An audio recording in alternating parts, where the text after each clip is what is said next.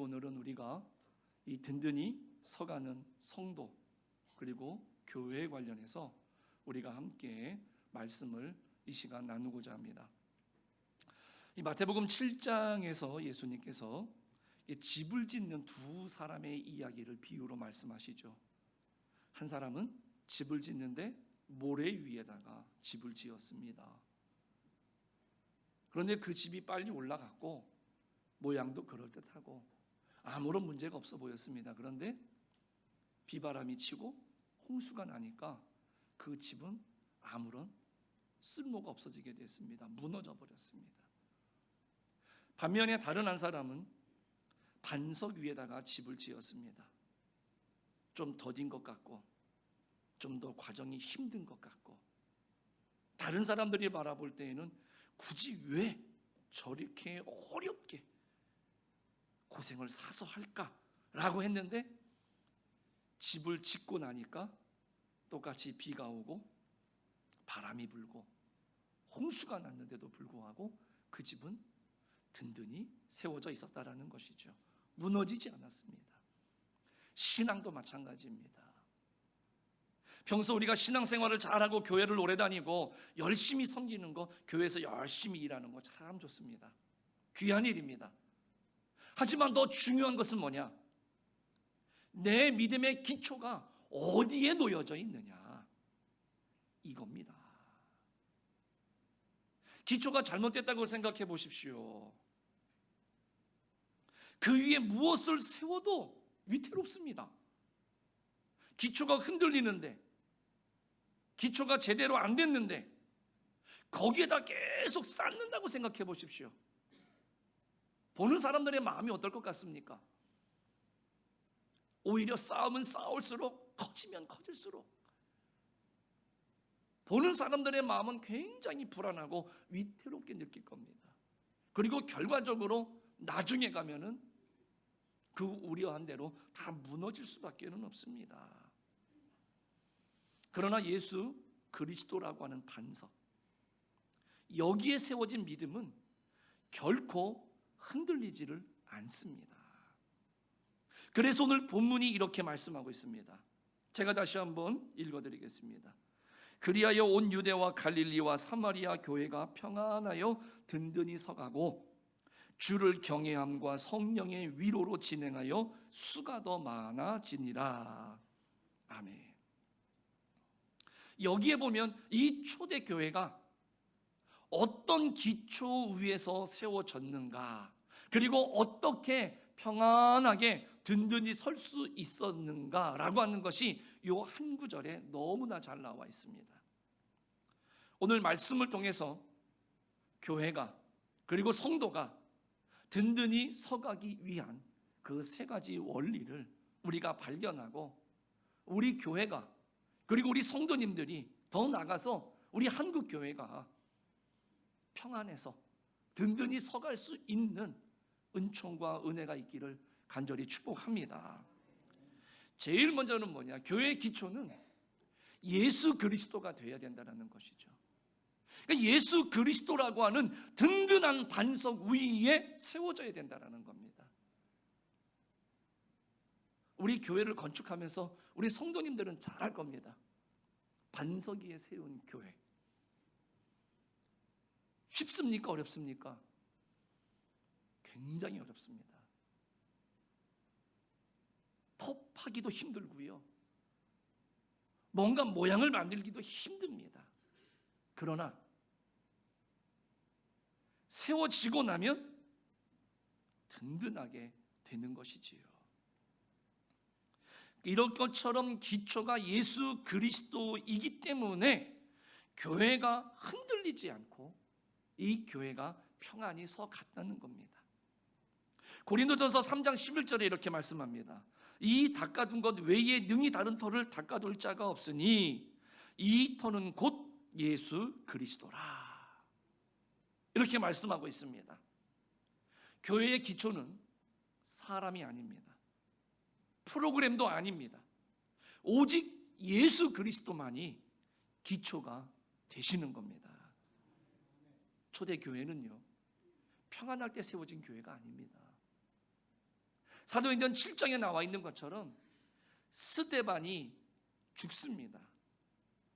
그리고 그 이후에 그 예루살렘에 있었던 교회가 그리고 많은 성도들이 핍박을 받습니다. 박해를 받습니다. 그래서 도무지 견딜 수가 없어서 이 사람들이 다 흩어집니다. 각각 여러 곳으로 흩어졌을 때 그 흩어진 곳에서 그 믿음의 사람들이 교회를 세웠어요. 이것이 초대 교회들의 모습이고 그 초대 교회들이 각 지역에 생겨난 그 배경입니다. 한마디로 말하면 박해와 환난 속에서 세워진 교회들입니다. 그런데 그 교회들이 무너지거나 와해된 것이 아니라 오늘 성경은 분명하게 그 교회들이 어떻게 됐다고요? 평안하여 든든히 서갔다.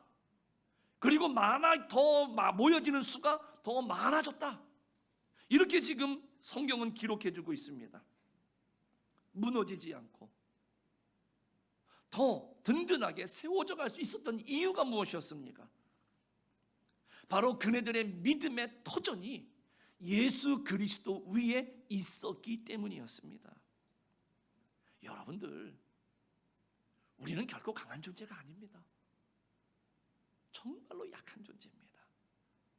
혹시 어떤 분들은 다른 사람은 몰라도 나는 강해 라고 말씀하시는 분들도 있지만 결코 그렇지 않더라고요.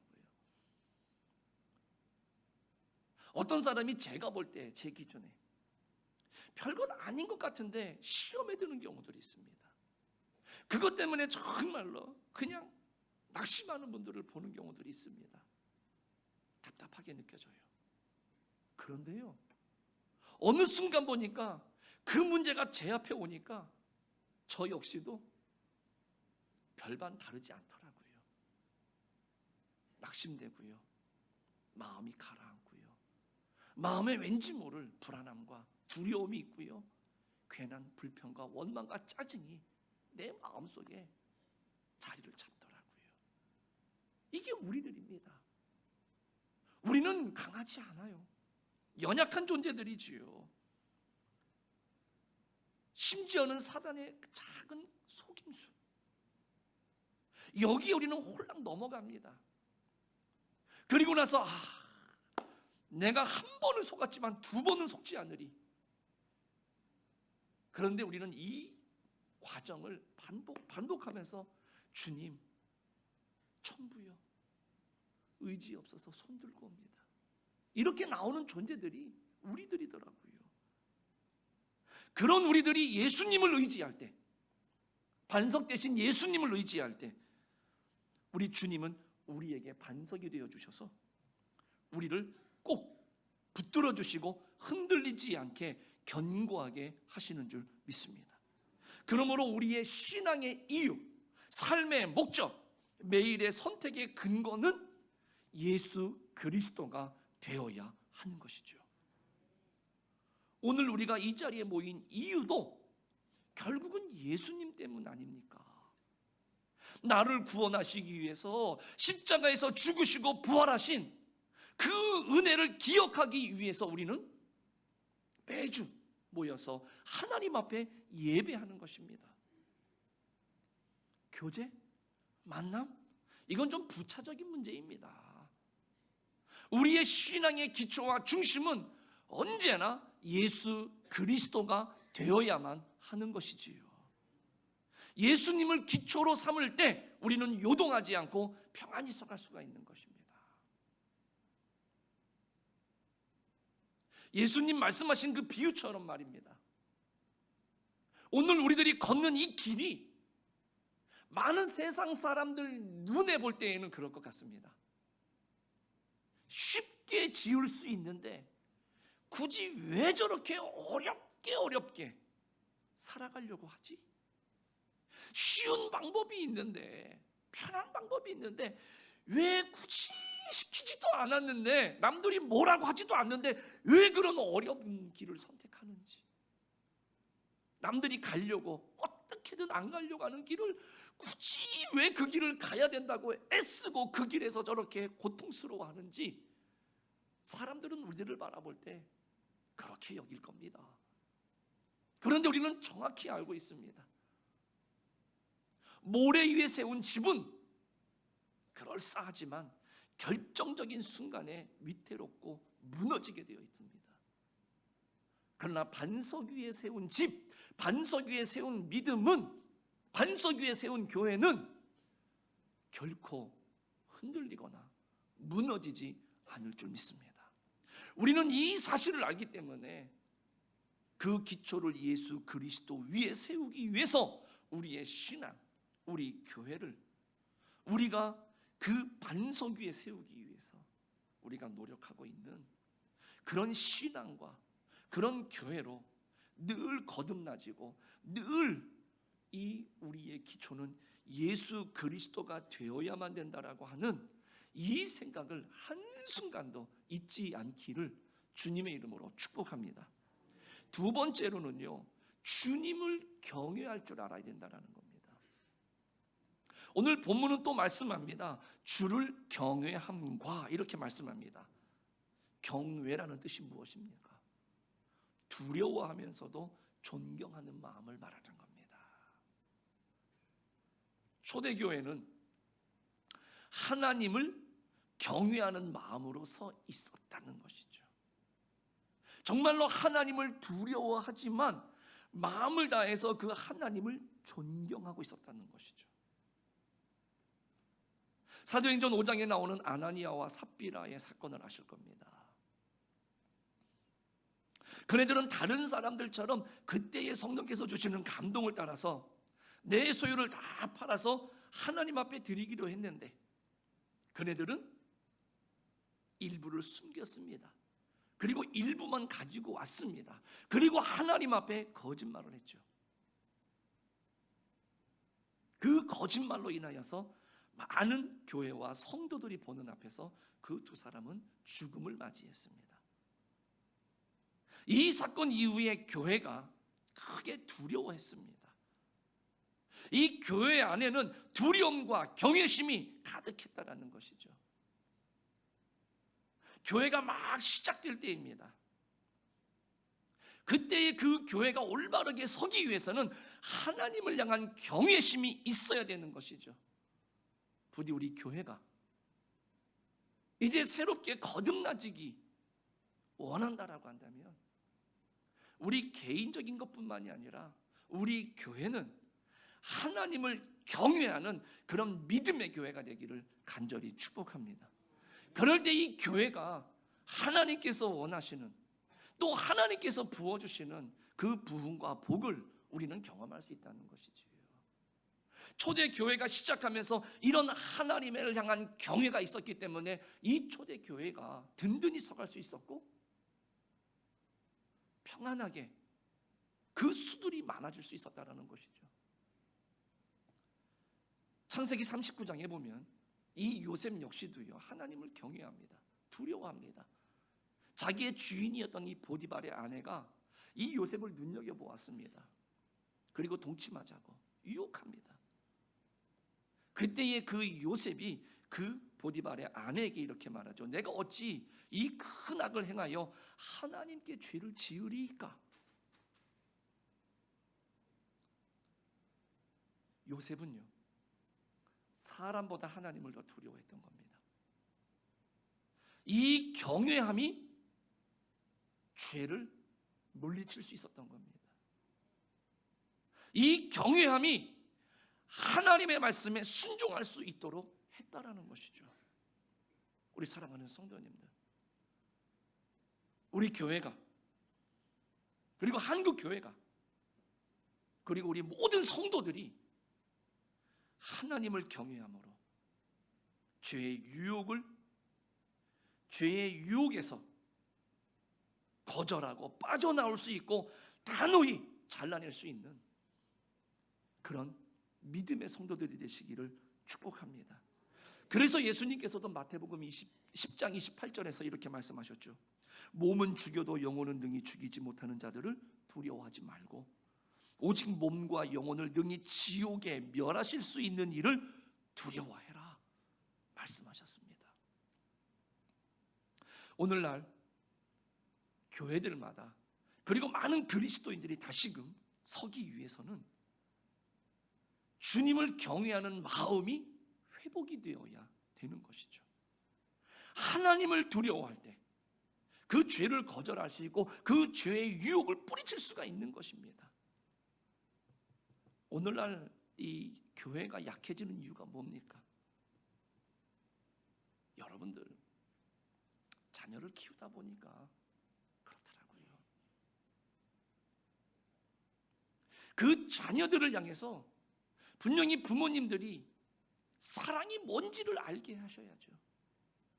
내 아이가 잘못하고 있는데 사랑하니까, 내 아이가 실수하고 있는데, 안 하고 있는데 사랑이라는 이유만으로 가만히 침묵하고 있는 게 사랑입니까? 부모로서 그 아이의 잘못을 잘못이라고 지적할 줄 알고 따끔하게 고쳐낼 수 있는 그런 두려움의 존재가 부모가 아니겠습니까? 이게 참다운 부모고 이게 정말로 그 아이를 사랑하는 것 아닙니까? 그런데 너무나 귀합니다. 그래서 말을 안 하죠. 그러다 보니 이 아이들이 부모가 말하면 듣습니까? 안 듣습니까? 그냥 잔소리로 치부합니다. 그런데 이스라엘 백성들은 어땠습니까? 많은 선지자를 통해서 하나님이 경고하셨어요. 너들 지금 잘못하고 있다. 징계받을 거야. 그런데 그들은 뭐라 그랬습니까? 우리는 하나님의 백성이야. 하나님은 우리를 사랑하셔. 그래서 하나님은 우리를 용서해 주시고 지켜주실 거야. 여러분들 하나님의 사랑을 이 싸구려처럼 만들지 마십시오. 침묵하고 그냥 가만히 내버려 두는 게 사랑이 아닙니다. 내 자녀가 잘못된 길로 가고 있는데, 내 자녀가 죽음의 길로 가고 실패의 길로 가고 있는데 그것을 그냥 가만히 그 아이가 싫어한다고 내버려 두는 게 부모가 아니지요. 사랑이 아니지요. 그 아이를 향해서 아닌 건 아니라고 말하는 게 부모입니다. 이게 사랑인 겁니다. 이스라엘 백성들을 향해서 하나님은 그 사랑을 표현했습니다. 계속해서 말씀했습니다. 그런데 그네들은 듣지 않았습니다. 왜? 하나님은 우리를 사랑한다고 말합니다. 그 결과 그네들은 결국 이방인의 손에 망할 수밖에 없었습니다. 하나님을 경외하는 마음을 잃어버렸기 때문에 하나님의 경고, 하나님의 말씀을 무시하고 듣지 않습니다. 하나님을 두려워하는 마음이 사라져버리니까 지금 계속해서 하나님은 지적하고 계시거든요. 지금 너 잘못하고 있는 거야 그거. 그런데 그걸 하는 거를 멈추지 않습니다. 그 말에 대해서 두려워하지 않습니다. 정말로 하나님을 두려워한다면 하나님이 오호 하지 마라, 너 잘못하고 있는 거야 라고 말하면 당연히 하지 않겠죠. 내 부모를 두려워할 줄 아는 자녀라고 한다면 아들아 딸아 그렇게 하면 안 된단다 라고 하면 그 아이들이 안 하겠죠. 부모를 경외하지 않고 하나님을 경외하지 않으니까 부모님은 부모님 말씀하세요, 하나님은 하나님 말씀하세요, 나는 그냥 내 길을 가렵니다.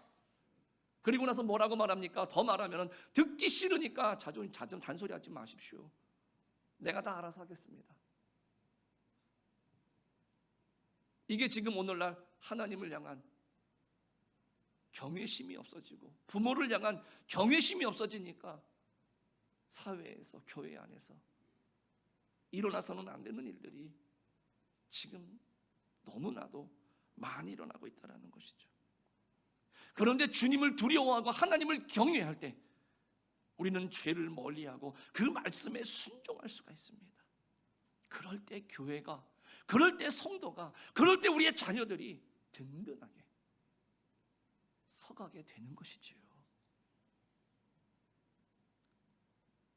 적어도 우리 교회 성도님들, 그리고 우리 교회는 하나님을 두려워할 줄 아는 교회, 하나님을 경외할 줄 아는 성도가 되시기를, 그래서 죄를 멀리하고 죄를 물리치고 하나님의 말씀에 순종하면서 우리 믿음의 기초를 그 믿음의 반석이신 예수 그리스도에게 세울 수 있는 그런 성도와 교회가 되시기를 간절히 축복합니다. 세 번째로 성령의 위로와 능력이 있어야 된다는 것이죠. 오늘 본문은 또 이렇게 말씀하고 있습니다. 성령의 위로로 진행하여 수가 더 많아지니라. 아까 말씀드린 것처럼 초대교회가 누린 평안은 환경이 준 게 아닙니다. 초대교회는 연약했습니다. 그리고 박해와 환난 속에 있었습니다. 그러나 그들 안에는 뭐가 있었느냐? 성령의 위로가 있었다는 사실이죠. 성령께서 그네들의 마음을 위로해 주십니다. 그리고 격려해 주시는 것이죠. 마치 노아가 산꼭대기에다가 120년 동안 방주를 지을 때 많은 사람들은 지나다니면서 그를 향해서 뭐라고 말했겠습니까? 그때마다 이 노아가 얼마나 내적인 갈등을 일으켰겠습니까? 그런데도 그럼에도 불구하고 꾸준히 그 사역을 잘 감당할 수 있었고, 마침내 하나님께서 주신 사명을 완수할 수 있었던 그 원동력이 어디 있었을까요? 환경에 있는 게 아니었습니다. 그때마다 하나님께서 그 마음을 위로해 주시고 격려해 주셨을 겁니다. 초대교회 성도들 역시도요, 왜 안 힘들까요? 왜 안 어려울까요? 그럼에도 불구하고 모일 때마다 성령께서 그네들과 함께 하시면서 위로하시고 격려하셨기 때문에 그 환경을 넘어설 수 있는, 그래서 성경이 우리들에게 말씀하는 것처럼 세상이 감당할 수 없는 그런 믿음의 사람, 믿음의 교회들로 이 초대교회가 든든히 세워져 간 줄 믿습니다. 그리고 그 안에 성령이 함께 하시면서 위로하시는 것을 많은 사람들이 목도하는 것이죠. 이와 같은 환경 속에서 저 사람들은 왜 저렇게 웃을 수 있고, 왜 저렇게 평안하게 살아갈 수 있고, 심지어는 자기의 것을 다 털어서 없는 사람들을 나누어 가면서 더불어 살아갈 수 있었던 그 원동력이 무엇이었을까? 그런데 그 안에 성령의 역사하심을 보는 거죠. 그래서 많은 사람들이 그 성령을 체험하기 위해서 그 성령의 은혜 안에 거하고 성령의 위로가 무엇인지, 성령의 평안이 무엇인지를 알기 위해서 그 교회에 많이 모여들면서 성령이 역사하시니까, 성령의 위로가 있으니까, 평안이 있으니까, 이런 것이구나. 많은 사람들이 모여들어서 그 수가 더해졌다라는 것이지요. 오늘 우리 교회 안에도 이러한 성령의 위로와 격려가 있기를 축복합니다. 우리 사랑하는 성도님들의 심령 속에도 날마다 매 순간마다 성령께서 위로하시고 격려하셔서 그 믿음의 길을 올곧게 걸을 수 있도록 하나님께서 함께 하여 주시기를 간절히 축복합니다. 그래서 이 초대교회는 모이니까 어떻게 돼요? 위로가 있죠. 그리고 내가 흩어져가 살아도 소망이 있었다는 것이죠. 그래서 교회 안에서도 교회 밖에서도 그네들은 한결같은 모습으로 살아서 역사했다는 것이죠. 그들의 힘이 세상적인 권력이라든가 재물이 아니었습니다. 오직 성령의 능력이었다는 것이죠. 성령이 함께 하시면 교회에는 하늘의 소망과 하늘의 능력이 주어지는 줄 믿습니다. 반대로 이 교회가 이 성령을 의지하지 않고요, 인간적인 생각, 인간적인 계획으로만 가득하면 그 교회는 결코 이 능력들을 체험할 수가 없습니다. 결국 무너지게 되어 있다는 것이죠. 오늘날도 마찬가지입니다. 교회가 사람의 숫자, 재물, 세상의 힘을 의지하면요 쉽게 무너지는 겁니다. 제가 지난주에 우리 김영희 권사님 이 말씀을 들으면서 제가 한 주 동안 하나님 앞에 참 많이 회개했습니다. 제가 늘 기도하면서, 하나님, 이제 저 도로 건너편에 재개발이 이루어지면 우리 교회도 혹시나라고 하는 그런 인간적인 생각입니다. 그래서 하나님, 준비되어지고 우리가 열심히 하나님의 뜻을 감당할 수 있는 교회로 양적으로 질적으로 부흥할 수 있도록 기도를 했는데, 제가 지난주에 거기에 사시는 분이 이제 다른 먼 곳으로 가셔서 못 나온다고 하시니까 갑자기 제 마음이 낙심이 되는 겁니다. 그런 분들이 점점 많아지면 어떻게 하지? 이런 생각이 드니까는요, 갑자기 기운이 쫙 빠져버리는 것이죠. 이게 사람이더라고요. 인간적인 생각은 그렇더라고요. 그런데 말씀을 준비하면서 그래, 하지만 우리 교회 안에 성령이 함께 하시면, 성령이 역사하시면 오늘 내 생각과 문제는 아무것도 아니다. 그리고 정말로 그런 기초를 다질 수 있는 과정이 있어야지 우리 교회가 더 든든히 세워져 가고 하나님이 맡겨주시는 그 영혼들을 잘 돌볼 수 있는 그런 건강한 교회, 튼튼한 교회가 될 수 있다. 이런 생각이 드니까 하나님밖에 없구나, 기도밖에 없구나, 이런 생각이 되더라고요. 우리 사랑하는 성도님들, 우리의 삶도 마찬가지 아니겠습니까? 우리가 아무리 고민하고 아무리 생각한들 다 거기서 거기 아니겠습니까? 내가 생각한 거 다른 사람들도 다 생각했을 거예요. 나만 생각하는 거 아니거든요. 그러나 성령이 함께 하시면, 성령이 역사하시면 우리가 생각지도 못하는 방법, 우리는 전혀 할 수 없는, 그러나 하나님께서만이 하실 수 있는 그러한 놀라운 역사가 우리의 신앙과 그리고 우리의 삶과 그리고 우리 교회 안에 반드시 역사되게 할 줄로 믿습니다. 그러므로 믿음 위에 든든히 서는 교회, 이건 사람의 격려가 아니라 이 성령의 위로를 힘입는 교회와 성도가 되어야 되겠다라는 것이죠. 말씀을 정리하겠습니다. 교회와 성도가 든든히 서기 위한 세 가지 원리가 뭐라 그랬습니까? 첫째, 기초가 예수 그리스도 위에 세워져야 된다. 두 번째, 주님을 경외하는 마음이 있어야 된다는 것이죠. 세 번째로는 성령의 위로와 능력이 있어야 된다는 것입니다. 환경이 평안해서 교회가 든든히 세워져 가는 것 아니지요. 오히려 환경은 언제든지 흔들릴 수가 있습니다. 변할 수 있습니다. 그러나 그 기초가 예수님께 있고요, 경외함이 회복이 되고요, 성령의 위로와 능력이 함께하면 오늘 우리는 흔들리지 않을 줄로 믿습니다. 그래서 평안하고 그래서 든든하게 세워져 가는 것이고, 또 하나님께서 도우심의 은총을 통해서 그 수가 많아지게 되는 줄로 믿습니다. 부디 바라기는 우리 교회가 또 온 성도가 이 세 가지를 꼭 붙드시고요, 흔들리지 않고 말씀 위에 굳게 서서 날마다 든든히 서가는 공동체, 든든히 서가는 우리 성도님들이 되시기를 주님의 이름으로 간절히 축복합니다. 기도하겠습니다.